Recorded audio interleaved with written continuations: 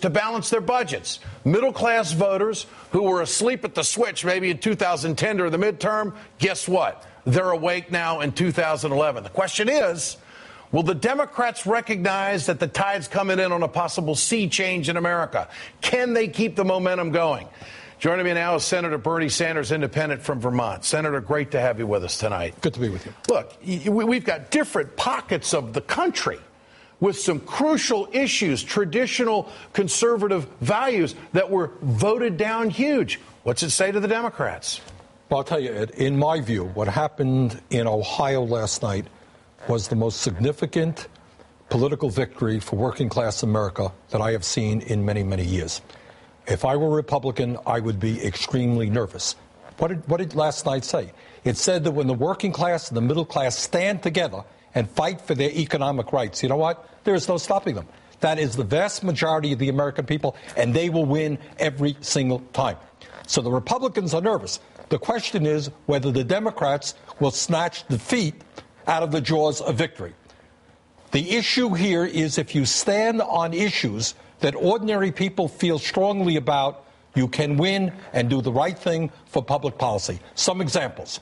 Democrats have got to be loud and clear to the American people. We will not cut Social Security, Medicare, and Medicaid. And you know what? Overwhelming numbers of people will say, thank you, Democratic Party. Well, you look at the polls going into last night's Senate Bill 5, Issue 2. They wanted a no vote. The polling was very clear. That's the way it turned out, over 60%. The polls are showing to the super committee, don't mess with Medicare, Medicaid, and Social Security. Question is, are they going to get the message? But to the Democrats, it seems to me, in 2012, you stand with workers you can't lose. Do they get it? I wish I could tell you that they do. Some certainly do. We got some great senators there who understand it, who are fighting the right fights.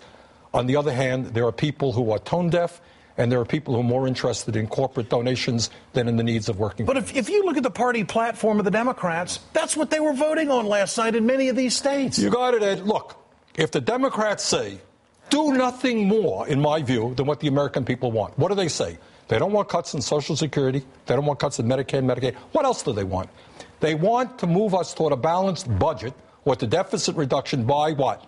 Asking the wealthiest people in this country to start paying their fair share in taxes, and all of these outrageous corporate loopholes, take a hard look at military spending.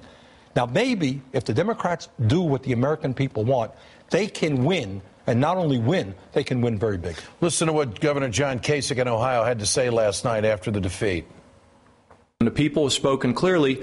You don't ignore the public. You know, look, and I also have an obligation to lead. I've been leading since the day I took this office, and I'll continue to do that. But part of leading is listening to what and hearing what people have to say to you.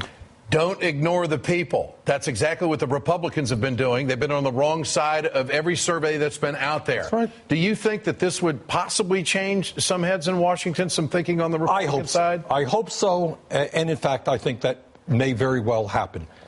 As you've just indicated, every single poll out there shows that the Republican leadership is literally a fringe group. Yeah. They are way out of touch with the American people. You go out and you ask people, gee, do you think we should give tax breaks to billionaires and cut Social Security? What do you think, 10, 15%? Yeah. So the Democrats have got to stand up, be very clear for a change about what they believe.